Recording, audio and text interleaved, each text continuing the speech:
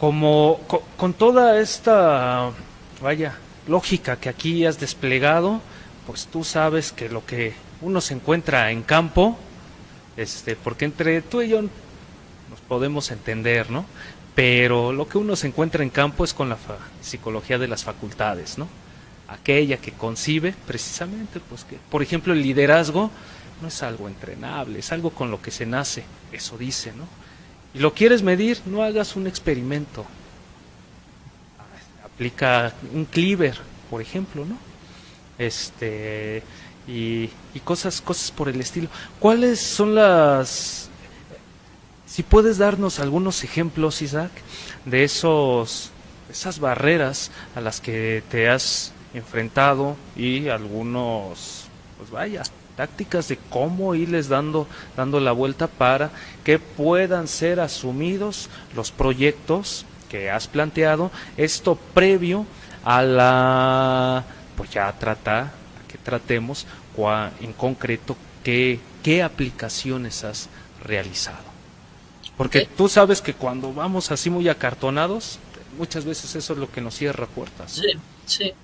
Pues mira, ya me he enfrentado a tu pregunta, incluso publiqué un artículo acerca de narrativas de liderazgo, en las que en ese artículo lo que hice fue recuperar un modelo psicológico evolucionista dentro de la perspectiva contextual, del análisis de la conducta contextual, y tomé un modelo ya publicado con 5 diferentes formas de liderazgo, desde la perspectiva evolucionista cognitiva, y reinterpreté esos modelos de liderazgo, pero ahora como dentro del modelo de Heinlein, como narrativas conductuales. Y escribí ese trabajo para mostrarles a los que trabajamos en el campo organizacional, a utilizar el comportamiento verbal de los líderes como parte de los elementos que se integran al análisis funcional, al análisis de las prácticas críticas que definen la práctica organizacional, Uh-huh, con la intención de vencer resistencias. uh-huh. Si tú como psicólogo llegas a una empresa e identificas la naturaleza funcional de la narrativa conductual del líder de esa empresa, puedes diseñar tu programa de intervención de manera que se acople, que incorpore o se nutra de esa narrativa. Pero tienes que poder identificarla Uh-huh. como parte de los elementos de la práctica crítica, de la práctica organizacional. El problema que yo encontré es que en la mayoría de los reportes el comportamiento crítico del líder no es incorporado a los programas de intervención, y entonces, claro, pues chocas. Tú quieres meter un programa de incentivos donde en una empresa donde el líder tiene una narrativa, vamos a decirlo así, semifamiliar, Uh-huh. donde la gente tiene que querer, donde la gente tiene que desear trabajar más, y tú quieres meter un programa de incentivos, no te lo va a aceptar, porque va a creer que estás manipulando, te va a acusar de manipulador, te va a acusar de que quieres distorsionar el amor a la empresa con algo tan burdo como tiempo extra o salir más temprano del trabajo. ¿Ves? Es porque no te diste el tiempo, no sabías que la narrativa de ese líder es un fenómeno conductual en sí mismo, que se puede incorporar a tu programación. Cambiar lo que se le denominaría así de manera, en otros términos, el comportamiento verbal, ¿no? Sí, claro, Del sí, claro, sí, individuo. claro. ¿Cuáles serían los líderes, Isaac, dentro de las organizaciones, los líderes típicos dentro de las organizaciones? Los que yo me he encontrado, ¿no? Y voy a utilizar la perspectiva tradicional con la que muchos de los estudiantes se familiarizan en su formación. El liderazgo carismático. Es ese líder que envuelve, es ese líder que enamora, es ese líder que apasiona, que utilizando recursos, analogías, parábolas, constituye a través de su comportamiento un nuevo contexto para la práctica organizacional y hace que la gente se entregue, el famoso engagement, ¿no? Ese compromiso organizacional. A mí me he encontrado con líderes democráticos. Que básicamente todo tiene que ser pasado por un consenso. Toda decisión tiene que pasarse por 2 o 3 personas de su confianza, con los cuales en el consenso, en la discusión, se llega a una decisión, lo que hace muy lenta la toma de decisiones. Y a veces cuando deciden el problema ya se los comen. Pero bueno, y el líder autoritario. ¿Cómo he encontrado líderes autoritarios? Babelas utiliza una expresión bien bonita. Son líderes que resuelven la ambivalencia, resuelven la ambigüedad. Y se caracterizan por el control aversivo, ¿no? Principalmente. Y Skinner escribió un trabajo muy bonito acerca de por qué es preferible el reforzamiento al castigo en el campo organizacional. No es un trabajo, no escribió, es una entrevista que le hicieron. Y sí, lo he encontrado mayoritariamente eso, incluso en las pymes. Es más, yo diría, por el entrecruzamiento de la dimensión organizacional con la dimensión familiar, en las pymes he encontrado muchísimo de liderazgo autoritario, que principalmente utiliza castigo como recurso para modificar la conducta de los trabajadores y los subalternos. Yo diría esas tres son las que me he encontrado principalmente. Y en términos de puestos, Isaac, es decir, en términos de los profesiogramas, ya que hay dentro de las organizaciones, tú sabes que muchos conciben que el hecho de que se ocupe un espacio dentro de un puesto de profesiograma que se circunscribe a la estructura organizativa de la institución pública o privada, a los liderazgos se les ubica en los puestos de mando, en puestos de supervisiones, en gerencias, pero no siempre son los que tienen el control dentro de las organizaciones. Y a su vez, porque el liderazgo tiene más que ver con el puesto que ocupes, con la capacidad de administrar las contingencias, ¿no? Sí. Y a cuántos puedes influir vía esa administración de contingencias. Pongo un ejemplo, hay así muy a ras de piso, no pocas organizaciones es más fuerte el delegado sindical que el mismo gerente. El delegado sindical te mueve toda la unidad administrativa y el gerente, pues luego nada más a sus secretarios, en el mejor de los casos, ¿no? Sí. Desde ese... Con personal de confianza. Y luego ni a él, porque el personal de confianza suele estar también sindicalizado. Ya cuando se sindicalizan es porque ya se basifican, ¿no? No, también hay sindicatos de confianza. Sí hay sindicatos de base y sindicatos de confianza, aunque suelen ser más potentes los sindicatos de base. Claro. Ajá. Pero yendo a ese punto, Isaac, que ya trabajando directamente en campo, presentando los proyectos de intervención a estos tipos de liderazgos de facto, ¿no? No liderazgos así de título, de nombramiento, sino los liderazgos de facto. ¿Qué técnicas utilizas para identificar, Isaac, precisamente quién es el que tiene los mecanismos de control o el potencial de manejo de contingencias dentro de una organización? Te voy a decir, yo por ejemplo, yo utilizo demasiado los sociogramas. Yo no me guío mucho por los organigramas, porque sé que los organigramas es la estructura formal. Y en los sociogramas, incluso como psicólogo, lo que uno hace es analizar con quién tienen relación ciertas personas, cómo se van constituyendo los grupos, y en función de eso, ya es más sencilla la identificación de quiénes son los líderes, aquellos que son capaces de administrar mayor número de contingencias a mayor número de personas, ¿no? Así es como le hago yo. ¿Tú qué técnicas ejerces cuando ya estás en campo para identificar esos liderazgos, dado que, mira, no son pocos, que incluso yo he hablado con varios administradores de empresas que me dicen, yo entré a estudiar psicología o me intereso por la psicología porque me he dado cuenta que una cosa es administrar empresas y otra cosa ya es tratar con lo que es el comportamiento de las personas, ¿no? Bueno, déjame hacer una aclaración. Nuestro trabajo está dirigido a pymes. En las pymes es evidente muy claro el rol del liderazgo, las circunstancias del liderazgo en las pymes, es el dueño. Ujú. Existen circunstancias o prácticas organizacionales tangenciales en las cuales la circunstancia del liderazgo puede concentrarse como elemento crítico en el comportamiento de otra persona que no es el dueño, pero esos son las menos. Ujú. Ahora, pensando en las empresas no pymes, en las empresas grandes, yo creo que el mejor recurso te lo da el modelo de la doctora María Malot. Ujú. El modelo de la doctora María Malot, que es ingeniería en sistemas conductuales, vamos a llamarle así, a todo su modelo. Utiliza el TPS, utiliza metacontingencia, vamos a llamarle a todo eso el sistema de ingenierías conductuales.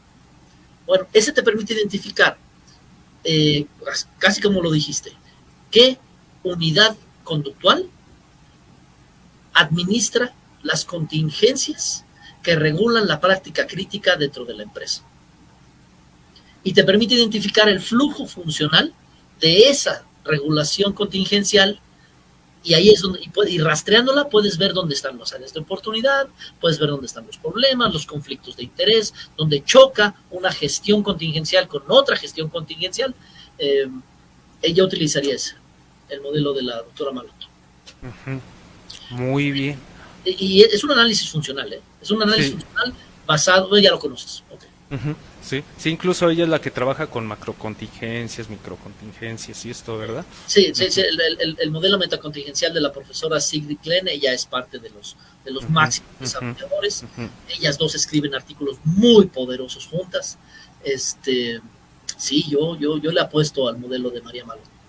Hay un modelo que incluso se nutre de ello. Aquí entrevisté a esta Irma Gómez, se llama, ella trabaja en la Konrad Lorenz y desarrolló un modelo que le denomina FIPO-OBM, ¿no? Y precisamente se nutre precisamente del modelo de esta Malot, pero ya trabaja en empresas grandes, ¿no? Incluso ya de miles de personas, y por ahí hicimos ya una entrevista en torno a eso, y sí, en efecto es un modelo bastante interesante. Yo no lo conozco muy a detalle, pero lo que he investigado es bastante interesante.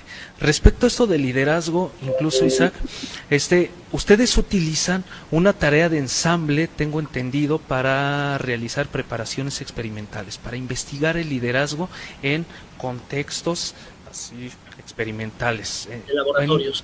En laboratorios. Uno de sus estudios que revisé, me voy a dar aquí el permiso de compartirlo, presentan precisamente esta figura, en donde es una figura que viene a representar lo que son las tareas de ensamble.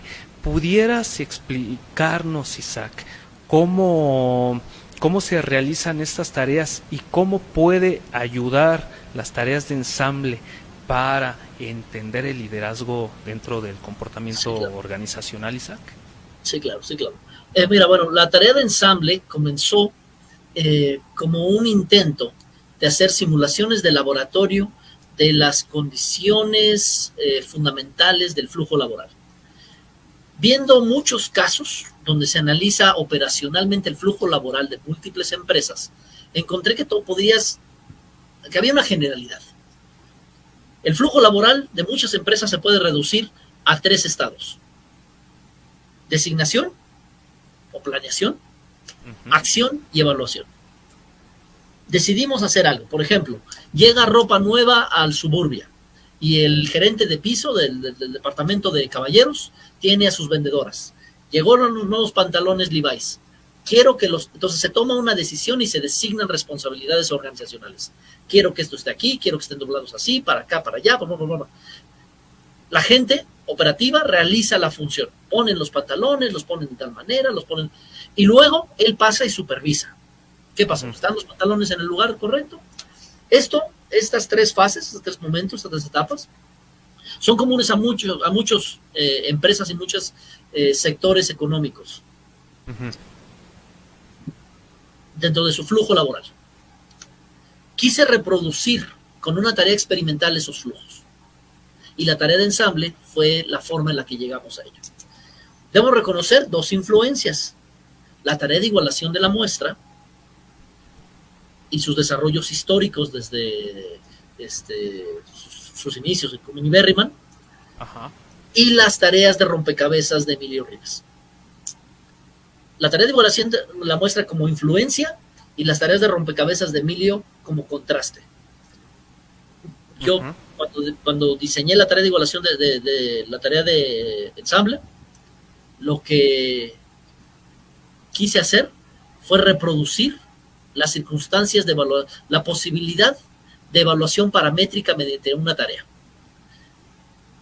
Y iba viendo cómo fueron los desarrollos históricos de los rompecabezas de Emilio y iba tomando distancia de ellos. Entonces, ese fue como el pequeño paréntesis histórico, de dónde salen las influencias de esta tarea.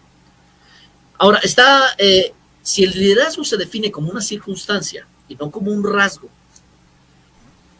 esta tarea permite que esa circunstancia se constituya en dos estados: transición, cuando apenas empiezan las cosas, y estabilización o consolidación. Hay dos sectores de la tarea, el interno y el externo, y eso designa la participación de dos, porque aquí trabajamos en diadas, la participación de dos, uno de dos participantes, uno controla el círculo interno, el otro controla el círculo externo.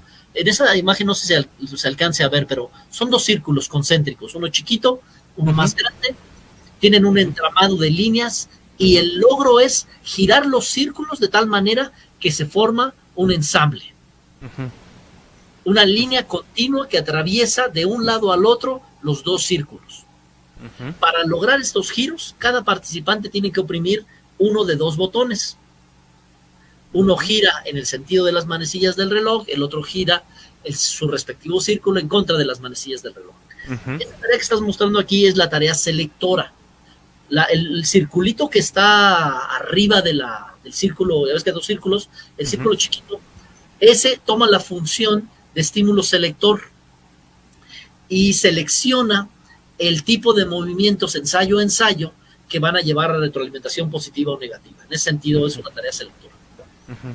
Porque también tenemos otra variante que es la tarea simplemente suplementaria, en la que no está el círculo chiquito de arriba. ¿Y qué pasa? Ponemos a dos participantes, cada uno controla su círculo, comienzan a mover sus círculos, pero sobre todo, y este es nuestro dato fundamental, comienzan a hablar. Nosotros tenemos como uno de nuestros datos prioritarios las interacciones verbales. Además de todo, además de que la tarea registra todo el comportamiento ostensivo, cuántos botonazos dio girando en contrasentido del reloj, cuántos botonazos dio para girar en el sentido de las manecillas del reloj, qué tan rápido los dio, cuántos errores, cuántos aciertos, cuánta retroalimentación, todo eso que podemos llamarle datos de comportamiento ostensivo en tarea, están registrados automáticamente por la tablet que es en la que corremos. Pero además hacemos videograbaciones de las interacciones verbales que ocurren en el momento en el que están resolviendo esta tarea. Es una tarea que está diseñada a través de la lógica de ensayo discreto. Entonces, hay un ensayo, lo intentan, aciertan o fracasan y arranca otro ensayo. Intentan, mueven sus círculos, aciertan o fracasan y vuelven a intentarlo, vuelven a intentarlo, vuelven a intentarlo. Nosotros hemos encontrado, a través de una serie de estudios que hemos publicado, que la dinámica conductual óptima en esta circunstancia es lo que denominamos la hipótesis de balance, que es cuando las personas que están, los dos participantes, se equilibran sus interacciones verbales. Tenemos 4 tipos de interacciones verbales. Una interacción en la que un participante le dice al otro lo que tiene que hacer. Otra interacción en la que le dice uno al otro que deje de hacer algo o que algo no se tiene que hacer. La tercera es en la que se forma un acuerdo de respuestas secuenciales. Yo hago primero esto y luego tú haces esto otro. Y finalmente lo que nosotros denominamos interacciones de consideración, que son interacciones a veces no verbales, que nos permiten identificar reciprocidad, empatía, son los famosos high five, ¿no? Así de que lo estamos resolviendo y ¡yeah! No, hacen eso es lo que hacen. Resuelven la tarea, forman un ensamble, no verbalizan nada más se dicen y se dan un high five. Esas interacciones son muy importantes para nosotros. Entonces, a partir de esas 4 interacciones, nosotros hemos identificado que la mejor dinámica es en la que hay balance. en la que un participante dirige tanto como es dirigido, que habla tanto como escucha, que oprime los botones sin dominar al otro, dándole al otro la oportunidad de que también participe. La hipótesis de balance básicamente recupera múltiples datos específicos, o tanto ostensivos como verbales, para mostrarnos que las diadas que tienen mayor éxito son las diadas que balancean, que equilibran sus interacciones. Entonces, si el liderazgo es una circunstancia, en esta tarea de cooperación forzada, el liderazgo óptimo es la circunstancia de balance. Sería, permíteme hacer el salto para llevarlo hacia términos más llanos, porque muchas veces este tipo de entrevistas, de encuentros, las ven hasta gerentes y personas de este tipo, CEOs de organizaciones. Sería lo que típicamente se denomina liderazgo democrático.